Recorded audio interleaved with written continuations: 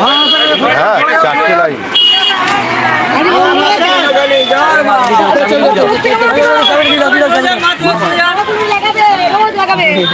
ভালো আছেন তো?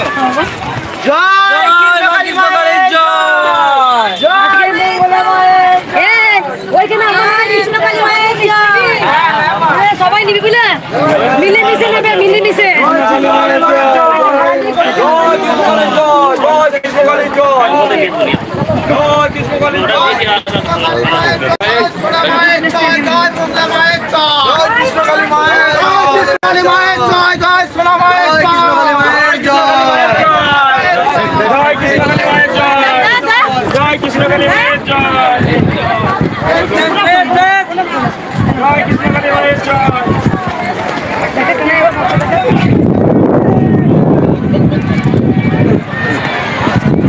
যে ওকে যাও উলু দিতে বলো, উলু দিতে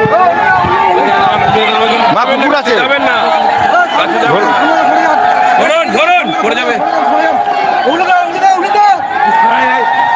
সামনে আসবো না।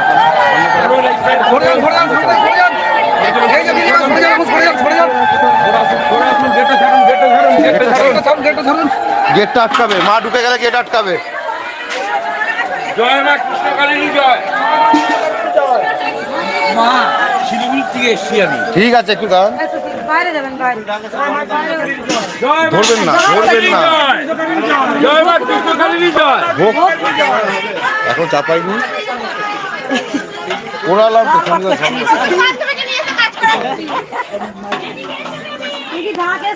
হ্যাঁ, নতুন দাগ এই বাবা নিয়ে এসছে, এই যে আপনার সামনে বাবা, এই বাবা নিয়ে এসছে দাগ।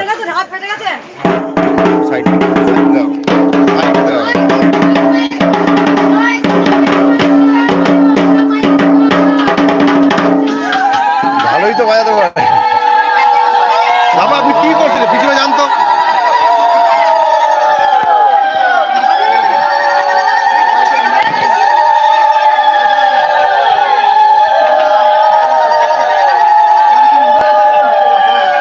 বাইরে করো, বাইরে করো, বাইরে করো, বাইরে করো।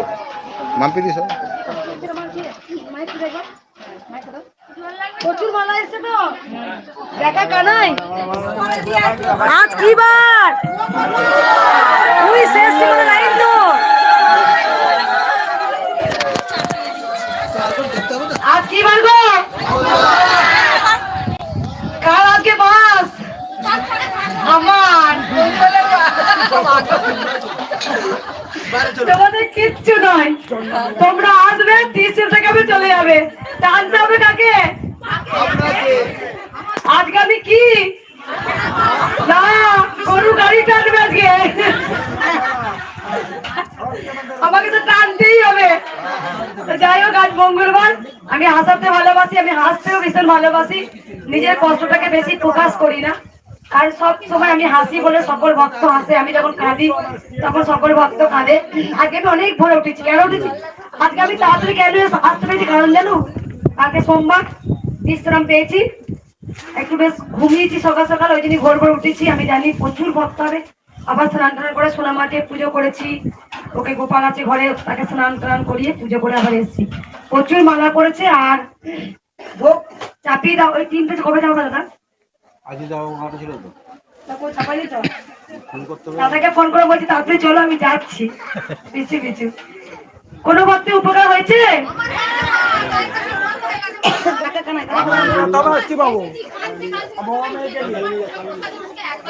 কি উপকার হয়েছে? শুনবো শুনবো, সবার কাছে শুনবো। কানাই তাড়াতাড়ি অল্প করে শুনে। কোথা থেকে আসছে? মাদন ঘাটে বাড়ি আমার, বর্ধমানে একটা ভাড়া ঘরে থাকি। কবে এসেছিলে? আমি এসেছিলাম সেই একাদশীতে, মাঘ পৌষ মাসে একবারে। ডায়ালিসিস বন্ধ হয়ে গেছে? বলো না, আবার যত ক্যান্সারের পেশেন্ট চলে আসবে, আমার কাছে মার খাবে দেখবে। ও মা, তুমি গেছো মাথায় থেকে। আর কোনো ভক্ত হয়েছে? একে একে শুনবো, একে একে বলো মা। আমাদের আইসিতে ছিল, ক্যান্সার হয়েছিল। রিপোর্টে মায়ের না জব করে সে উপকার হয়েছে, কিন্তু ক্যান্সার ধরা পড়েছে। কোথা থেকে আসছো? আমরা এসেছি মান করছি। কজন এসছো? আর কোনো ভক্ত বললেন? 3 জন এসেছি। হয়েছে মা? শুনবো তাড়াতাড়ি। কোথা থেকে আসছো মা? কোথা থেকে? কল্যাণী থেকে। এইদিকে নিয়ে কানাই শুনবো, সবার পক্ষে সবার শুনবো না, অল্প অল্প শুনবো। এত শুনতে গেলে তাহলে পুজো হবে না। আমার মেয়ে ক্যান্সারে পরিণত হয়েছিল, ভালো হয়ে গেছে মা। কবে এসেছিলে? আমি আসিনি, প্রথমে এসেছি। ঘরে বসে নাম জপ করে মায়ের জন্য শাখা পলা শাড়ি এনেছো। আমি প্রত্যেকটা ভক্তকে বলি কেউ শাড়ি আনবেন না।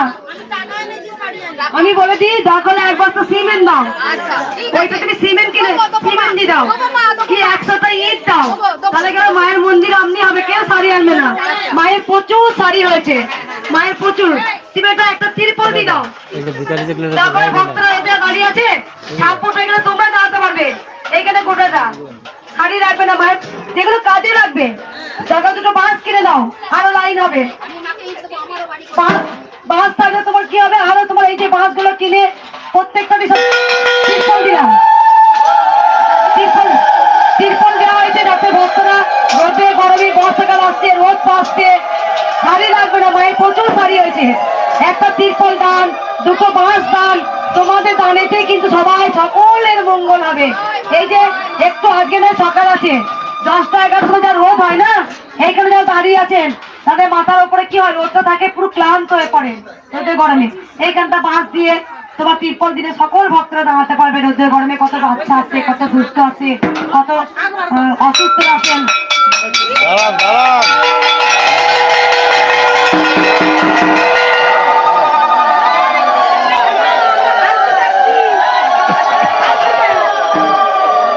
আমি উন্নতি বলবো না, উন্নতি দিবি আর কারণ উপরে শুনবো না, দেরি হবে। অনেক ভক্তরা দূর থেকে এসছেন। দেখো মা কিছু দিলে ভালোবাসবো, মাইকটা লাগিয়েছি তোদের জন্য। হ্যাঁ হ্যাঁ করে শুনতে পারে না, কিছু কথা শুনে রাখো। এখন কিন্তু আমি একদম নর্মাল আছি, কিন্তু যখন মাকে পুজো করি তোমরা জেনে যাও আমার কিন্তু আলাদা রকম মূর্তি চলে আসছে আমার মধ্যে, তখন কিন্তু তোমরা আমাকে চিনতে পারবে না। কারণ উপকার পেয়েছো। ব্যাস বলো বড়টা বলো, কেদি বল। তুই একটু করেছো না?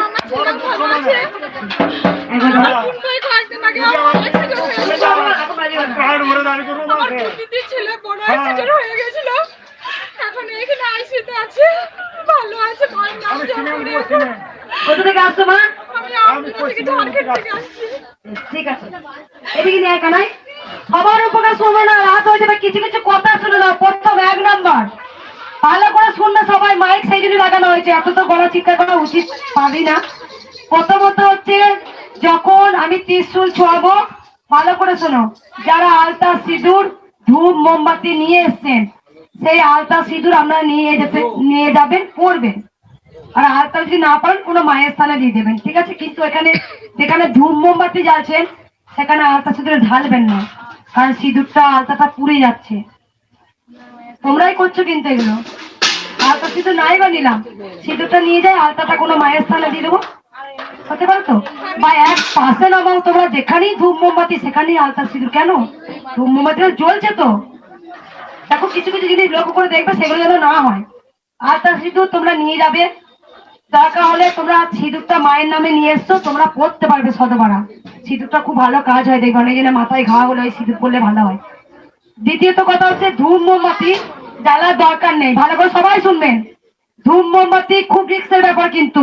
কারণ প্রচুর বাচ্চারা ছোটাছুটি করে, কোনো মায়ের কাপড়ে আঁচল ধরে যেতে পারে, হতে পারে তো? সেই ধূপ মোমবাতিটা বাড়িতে গিয়ে জ্বালান মায়ের নাম করে। বাকি সেখানে যাবে না। অনেক বাড়িতে বাস্তু দোষ কেটে যায়।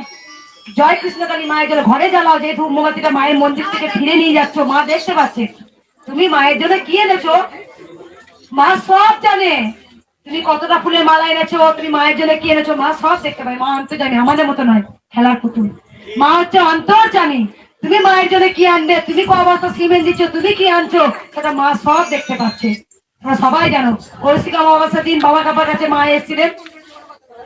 1 নম্বর হলো। 2 নম্বর, যে একবার ত্রিশূল ঠেকাবেন সে 2 বার ত্রিশূল ঠেকাবেন না। প্রথম আমি যে ত্রিশূল ঠেকাই সেটা মন্ত্র পড়ে সেই ত্রিশূলটা আমি ঠেকিয়ে দিয়ে দেখবেন। 1, কেউ ভুলেও 2 বার ত্রিশূল নেবেন না। দ্বিতীয়ত কথা হচ্ছে জবা ফুল খাওয়ার কথা সবাই শুনে নাও, সবাই জেনে গেছে আমি জানি ভিডিও দেখে। যে কোনো জবা যে কোনো জবা গাছ থেকে তুলবে, পুষ্প যদি না পাও, মনটা হচ্ছে পুষ্প, আমার পুষ্প লাগবে না, মানে যেন বলে মায়ের চরণে পুজোতে লাগবে না, তোমার ভক্তিটাই হচ্ছে মায়ের চরণ। তুমি ভক্তি করে যদি এরকম করে মাটিটা এরকম মাথা ঠেকে নাও, তাতেই তোমার কাজ হবে। ভক্তি হচ্ছে, ভক্তিতেই মুক্তি। যার ভক্তি নেই, ভগবানকে হাজার ডাকলেও সাড়া দেবে না। আসল হচ্ছে ভক্তি। আমরা কিছু পাওয়ার জন্য গোবিন্দকে ভালোবাসি, আমরা কিছু পাওয়ার জন্য গোবিন্দকে ভালোবাসি। আমরা কিছু পেলে তখনই বলি হে গোবিন্দ তুমি আছো, আর যদি আমার মনের আশা পূর্ণ না করো তাহলে আমার নেই। তাই জন্য মায়ের সাথে একটাই এগ্রিমেন্ট হতে হয়, মা আমি তোমায় ভালোবাসি, দেয়া না দেওয়ার মালিক হচ্ছে তুমি গোবিন্দ, যিনি কৃষ্ণ তিনি কালী। যে কোনো জবা গাছ থেকে তুলবেন, তুলে মায়ের নাম করে চিবিয়ে সকালে খালি পেটে খাবেন, নয় বেলপাতা না হলে জবা ফুল। হলো তাহলে জবা ফুল খাচ্ছেন, খেয়ে দেখবেন জবা ফুলটা খেয়ে আমরা হচ্ছে না, তখন আপনি বেল পাতা খেতে পারেন। আমি দুটো জিনিস দিই, বেল পাতা, জবা ফুল। জবা ফুল আপনারা খেলেন 1 মাস করে খেতে পারেন সকালে খালি পেটে, কোনো পালন নেই কিন্তু। আমি বলি যার যেমন আত্মা চাইবে সে তেমন খেতে পারবে, কোনো যা চিবিয়ে খেতে পারবে না, রস করে খাবেন, জবা ফুলের রস করে। হলো কি কি বলেন, ধূপ মোমবাতি বাড়িতে জ্বালবেন, আলতা সিঁদুর নিয়ে চলে যাবেন, মিষ্টিটা আপনারা খাবেন, নাহলে সুগার হয়ে যাবে আমার।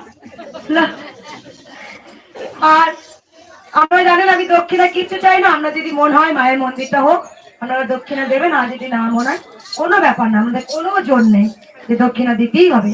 আপনাদের যদি মনে হয় যে আমার মন্দির হোক আপনারা দক্ষিণা দিতে পারেন, কোনো আমি জোর জবরদস্তি করি না, বারবার সম্পূর্ণ আপনার উপর। আমি জানেন নিঃস্বার্থ ভাবে ভক্ত সেবা করতে আমাকে গোবিন্দ পাঠিয়েছেন, তাই আমি ভক্ত সেবা করি। বুঝতে পারছেন? আর কিছু বলতে হবে? ফটোগুলো যে বলুন, ফটোগুলো বাসে ঠেকিয়ে নিতে, ফটো আর মোবাইল। হ্যাঁ আচ্ছা, তোমরা সবাই ফটো কেন ঠেকাও গো? গোবিন্দকে কি শোধন করা যায়? হ্যাঁ, অনেকজন ফটো বার করো কেন?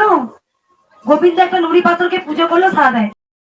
জয় কৃষ্ণকালী মায়ের জয়, জয় সোনা মায়ের জয়, জয় মঙ্গলা মায়ের জয়।